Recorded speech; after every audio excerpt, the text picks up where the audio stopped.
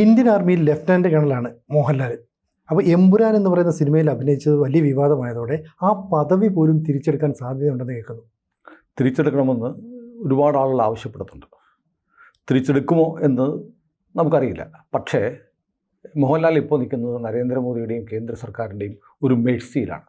കാരണം Indian army നിയമം, പട്ടാള നിയമം ഇത്തരം ചില കാര്യങ്ങൾ വിലക്കുന്നുണ്ട്. മോഹൻലാലിനെതിരെ മുമ്പൊരിക്കൽ നടപടിയുടെ വക്കോളം എത്തിയതാണ്. 2011 Kerala government grand Kerala shopping festival എന്നൊരു വലിയ മഹാമഹം നടത്തി. അവിടെ ദുബായ് ഷോപ്പിംഗ് ഫെസ്റ്റിവൽ പോലെ വലിയ സമ്മാനങ്ങളും ഒക്കെ വെച്ച് നടത്തിയ ഒരു വലിയ ഷോപ്പിംഗ് ഉത്സവമായിരുന്നു. ഒറ്റത്തവണ നടന്നുള്ളൂ. അതിൻ്റെ പ്രൊമോഷന് വേണ്ടിയിട്ട് മോഹൻലാൽ ടൂറിസം വകുപ്പ് നിർമ്മിച്ച ഒരു പരസ്യ ചിത്രത്തിൽ ടെറിട്ടോറിയൽ ആർമിയുടെ ലെഫ്റ്റനന്റ് കേണലാണല്ലോ മോഹൻലാൽ, ആ വേഷത്തിൽ പ്രത്യക്ഷപ്പെട്ടു യൂണിഫോമിൽ. ഇത് വലിയ പ്രശ്നമായി. സൈന്യം മോഹൻലാലിന് നോട്ടീസ് കൊടുത്തു. സൈന്യത്തിൽ ജോലി ചെയ്യുന്ന ഒരാൾ. അപ്പോൾ ഇതിനകത്ത് ഇത് പറയുമ്പോൾ എന്താണ് ടെറിട്ടോറിയൽ ആർമി എന്നുകൂടെ പറയണം. അത് ഞാൻ പറയാം.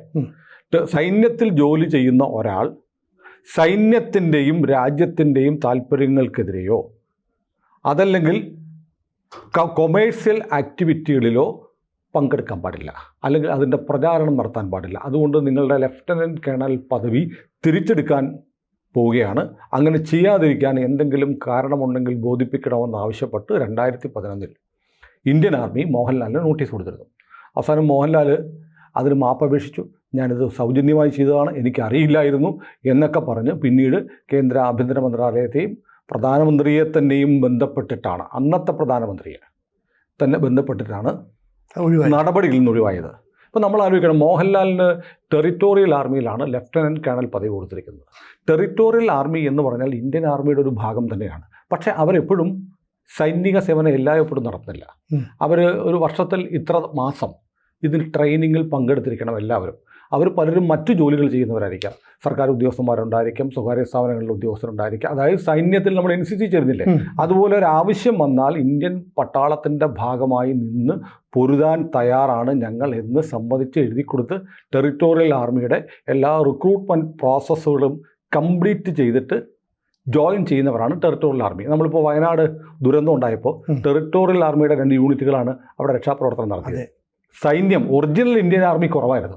ബാക്കി വന്നത് മുഴുവൻ ടെറിട്ടോറിയൽ ആർമിയാണ്. രാജ്യത്തിൻ്റെ വിവിധ ഭാഗങ്ങളിൽ നിന്ന് സന്നദ്ധ സേവനം പോലെ നടത്താൻ തയ്യാറാവുന്ന എന്താ പട്ടാളക്കാരുമാണ്. പക്ഷെ അവർ പട്ടാളക്കാരല്ലാത്തപ്പോൾ മറ്റു ജോലികളായിരിക്കും ചെയ്യുന്നത്. ആർമി അവരെ വിളിക്കുമ്പോൾ അവർ യൂണിഫോമിൽ വന്നിട്ട് സേവനത്തിന് പോകും, യുദ്ധത്തിന് പോലും പോകും. അവർക്ക് വർഷത്തിൽ ഒരു തവണ നിർബന്ധ സൈനിക പരിശീലനമുണ്ട്.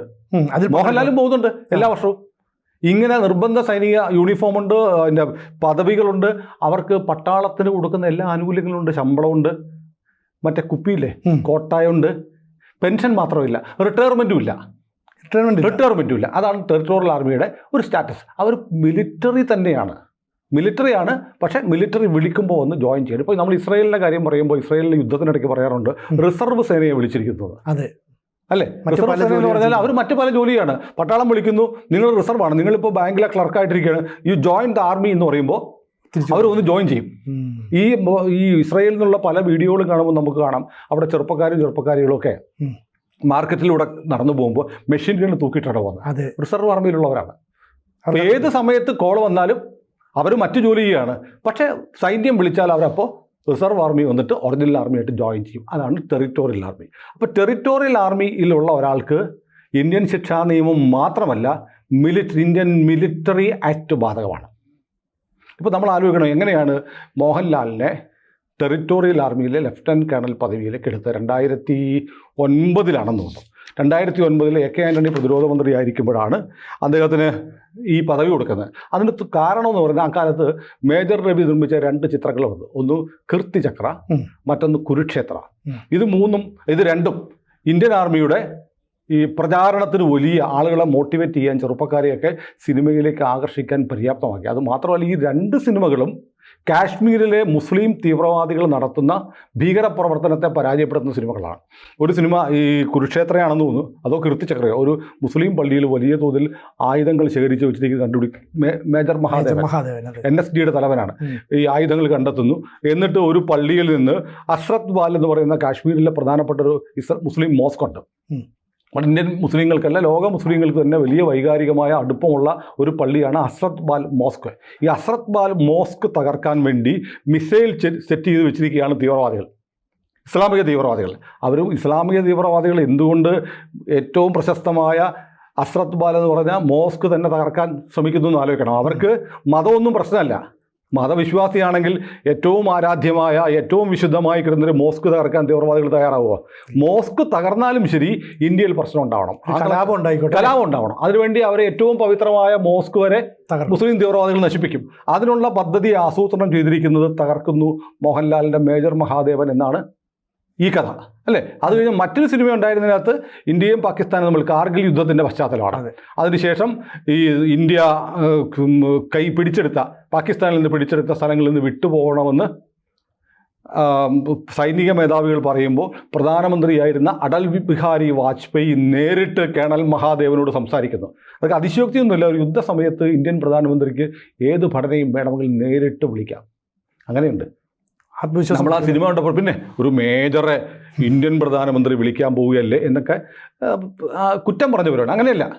യുദ്ധസമയത്ത് ഒരു സൈനിക ഉദ്യോഗസ്ഥനെ നേരിട്ട് ജനറൽ വഴി അതിൻ്റെ പ്രോപ്പർ ചാനൽ വഴി മാത്രമൊന്നുമില്ല, പ്രധാനമന്ത്രിക്ക് നേരിട്ട് വയർലെസ് വഴി അല്ലെങ്കിൽ മിലിറ്ററി കമ്മ്യൂണിക്കേഷൻ നെറ്റ്വർക്ക് വഴി നേരിട്ട് സൈനികരോട് സംസാരിക്കാനുള്ള അധികാരമുണ്ട്.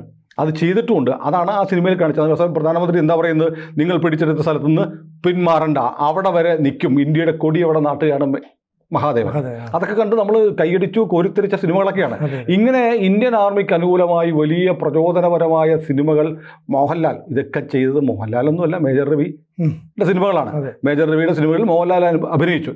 ഇത് കണ്ടപ്പോൾ ഇദ്ദേഹത്തെ ഇന്ത്യൻ സൈന്യത്തിൻ്റെ പ്രൊമോഷന് വേണ്ടി ഉപയോഗിക്കാൻ തീരുമാനിച്ച ആൻ്റണി സർക്കാരാണ് 2009 ലഫ്റ്റനൻറ്റ് കേണൽ പദവി മോഹൻലാലിന് കൊടുക്കുന്നത്. അത് സംബന്ധിച്ച് വളരെ സ്വാഗതം ചെയ്യപ്പെട്ട തീരുമാനമാണ്. ഇന്ത്യയിൽ ആദ്യമായിട്ടാണ് ഒരു സിനിമാ നടന് ലഫ്റ്റനൻറ്റ് കേണൽ പദവി കൊടുക്കുന്നത്. ഇന്ത്യയിലെ ആദ്യത്തെ സിനിമാ രംഗത്തു നിന്നുള്ള ലഫ്റ്റനൻറ്റ് കേണൽ മോഹൻലാലാണ്.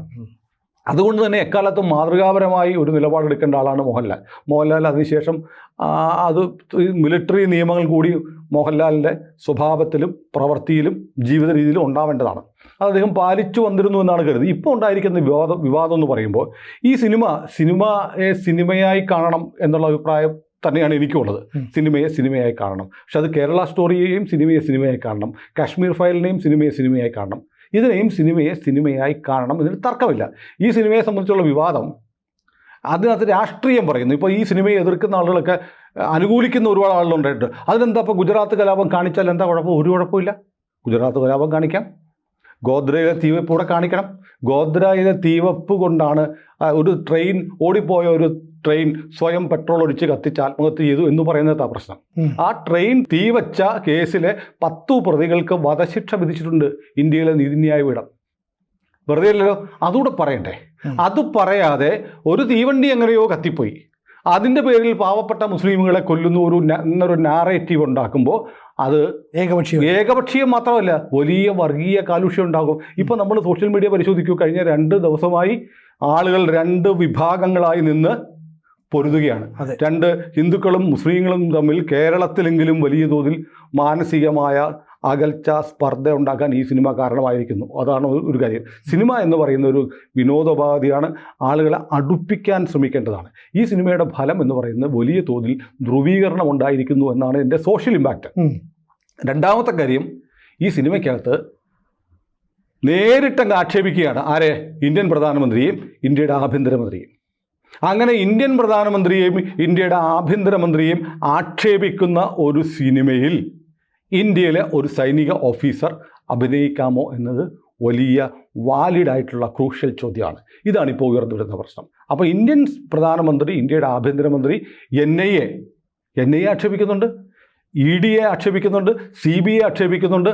അങ്ങനെയുള്ള ഒരു സിനിമയുടെ നിർമ്മാതാവിൻ്റെ രംഗത്ത് ആശീർവാദ് സിനിമാസ് ആൻ്റണി പെരുമ്പാവൂരാണെന്ന് പറഞ്ഞ് തടിതപ്പാവെങ്കിലും ED അന്വേഷിച്ച ആശീർവാദ് സിനിമാസ് അവിടെയാണെന്ന് EDക്ക് കണ്ടുപിടിക്കാനൊക്കെ പറ്റും, അല്ലേ? അതെ. പിന്നെ മോഹൻലാലിനകത്ത് അഭിനയിക്കുന്നു. അപ്പോൾ അങ്ങനെ വരുമ്പോൾ സ്വാഭാവികമായും മോഹൻലാലിൻ്റെ സൈനിക ഓഫീസർ എന്ന പദവിയിൽ ഇരുന്നു കൊണ്ട് ഇത്തരമൊരു സിനിമയിൽ, കാരണം വളരെ കൃത്യമായി മിലിറ്ററി കോഡ് ഓഫ് കോണ്ടക്റ്റിൽ പറയുന്നുണ്ട്, രാജ്യത്തെ രാഷ്ട്രീയത്തിൽ ആർമി ഉദ്യോഗസ്ഥന്മാർ ഇടപെടാൻ പാടില്ല, അതിൽ അഭിപ്രായം പറയാൻ പാടില്ല. പട്ടാളത്തെ മാത്രമല്ല രാജ്യത്തെ സർക്കാരിൻ്റെ ചുമതലക്കാരായ രാഷ്ട്രപതി സർവ്വസൈന്യാധിപൻ കൂടിയാണ്.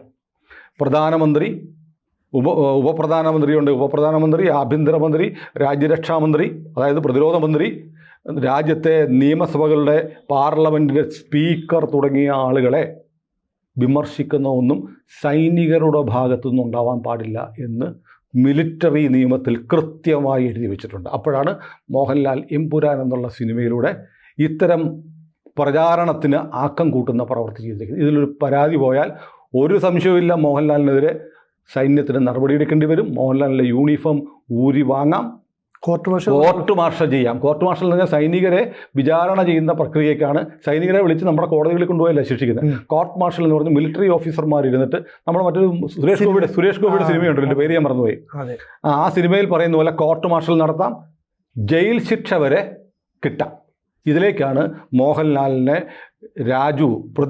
പൃഥ്വിരാജ് എന്ന് പറയുന്ന നടൻ കുരുക്കി ഇപ്പോൾ ഇട്ടിരിക്കുന്നത്. അത് ഇന്നലെ മോഹൻലാലിൻ്റെ മുഖത്ത് പ്രകടമായിരുന്നു. മോഹൻലാൽ ഫസ്റ്റ് ഷോ കണ്ടിട്ട് ഇറങ്ങി വരുന്ന മോഹൻലാലിൻ്റെ മുഖം എല്ലാവരും കണ്ടു കാണുമല്ലോ. ഇങ്ങനെ ജീവനില്ലാത്ത ഒരു മുഖം മോഹൻലാലിൻ്റെ കണ്ടിട്ടില്ല. ഭയങ്കരമായിട്ട് എന്തോ ഇങ്ങനെ ഭയങ്കര തളം കെട്ടി നിൽക്കുന്ന ദുഃഖമാണോ കോപമാണോ ആശയറ്റ ഒരാളെ പോലെയാണ് മോഹൻലാൽ ഇപ്പോൾ ഈ സിനിമ ഇറങ്ങി കഴിഞ്ഞാൽ ഓരോ മണിക്കൂറിലും പോസ്റ്റ് ഇടുന്നുണ്ട്.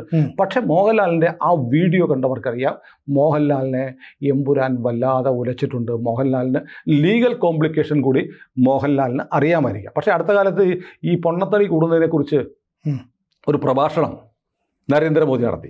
എന്നിട്ട് പറഞ്ഞു, എൻ്റെ കുറേ സുഹൃത്തുക്കൾ, മോഹൻലാൽ ഉൾപ്പെടെയുള്ള സുഹൃത്തുക്കൾ ഈ തടി കുറയ്ക്കാനായിട്ട് ആഹാരമൊക്കെ ക്രമീകരിക്കണമെന്ന് പറഞ്ഞു. അത് ഇന്ത്യൻ പ്രധാനമന്ത്രിക്ക് വരെ വളരെ പ്രിയപ്പെട്ട ആളായിരുന്നു മോഹൻലാൽ. അങ്ങനെ പറയേണ്ടി വരും. അങ്ങനെയുള്ള മോഹൻലാലാണ് ഇപ്പോൾ ഇതിലെ രാഷ്ട്രീയം മാറ്റിവെക്കുക, സൈനിക നിയമത്തിന് വിരുദ്ധമായിട്ടുള്ള ഒരു സിനിമയിൽ ഇടപെട്ട് അതിൻ്റെ പ്രധാന പ്രയോക്താവും അഭിനേതാവുമായി മാറി നിൽക്കുന്നത്. ഇതിന് ഉറപ്പായും ഇതിനെതിരെ മോഹൻലാലിനെതിരെ നടപടി പോവും. ആർമിക്ക് പരാതി കിട്ടിയാൽ, നടപടിയല്ല പരാതി ചെല്ലും. പരാതി ചെന്നാൽ മോഹൻലാൽ ആ നടപടികൾക്ക് വിധേയനാവേണ്ടി വരും. ഇന്ത്യൻ ആർമിക്ക് ഒരു പരാതി കിട്ടിയാൽ ആക്ട് ചെയ്യാതിരിക്കാൻ പറ്റില്ല. എന്തുകൊണ്ടെന്നറിയോ? നിയമം അങ്ങനെയാണ്. ഇനി ഒഴിവാക്കണമെങ്കിൽ സാക്ഷാൽ ഈ സിനിമയിലൂടെ മോഹൻലാലും ടീമും അപഹസിച്ച നരേന്ദ്രമോദിയും അമിത്ഷായും രാജ്നാഥ് സിംഗും തീരുമാനിച്ചില്ലെങ്കിൽ മോഹൻലാലിന് പണി കിട്ടും. കൂടുതൽ വാർത്തകളും വിശേഷങ്ങളും നിങ്ങളിലേക്ക് എത്താൻ ABC മലയാളം സബ്സ്ക്രൈബ് ചെയ്യുക, ബെൽ ബട്ടണും അമർത്തുക.